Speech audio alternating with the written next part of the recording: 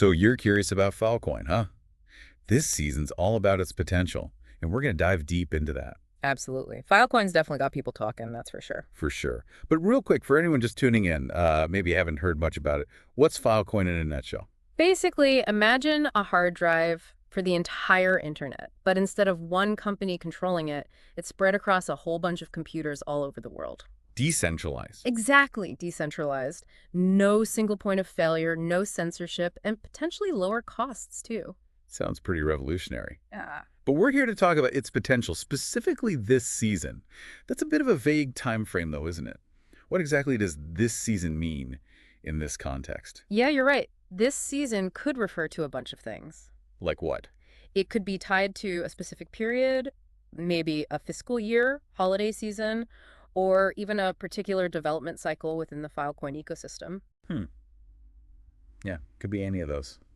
But without any more specific info, I guess we're looking at just the general near future, right? Yeah. What factors are going to shape Filecoin's trajectory in the coming months? Right. And what are those factors? Where do we even start? Well, the first thing that jumps out is adoption. It's a big one for any network like Filecoin. Because if people aren't actually using it to store their data, then all the fancy tech in the world doesn't really matter. A decentralized network thrives on participation.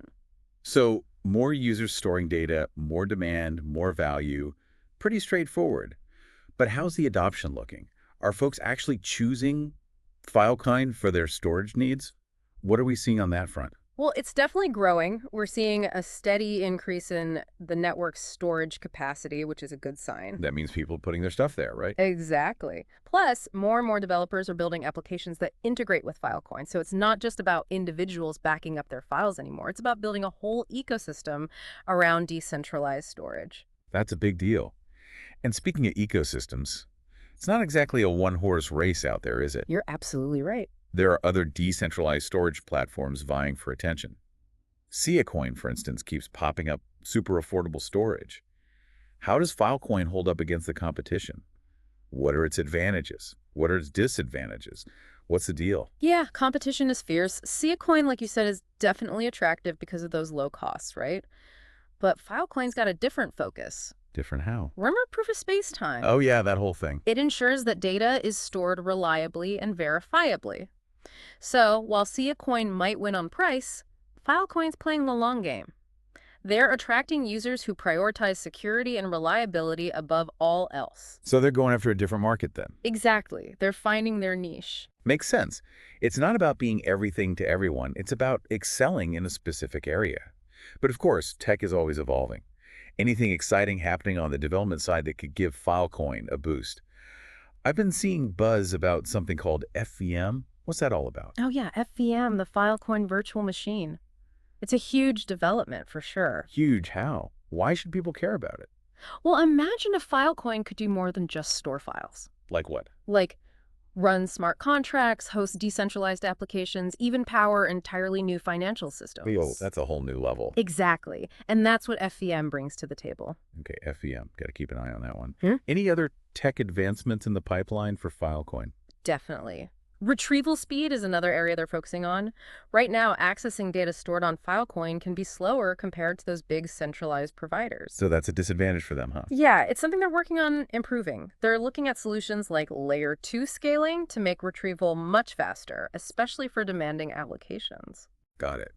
So internally, they're pushing the tech forward, making it more powerful, more user-friendly.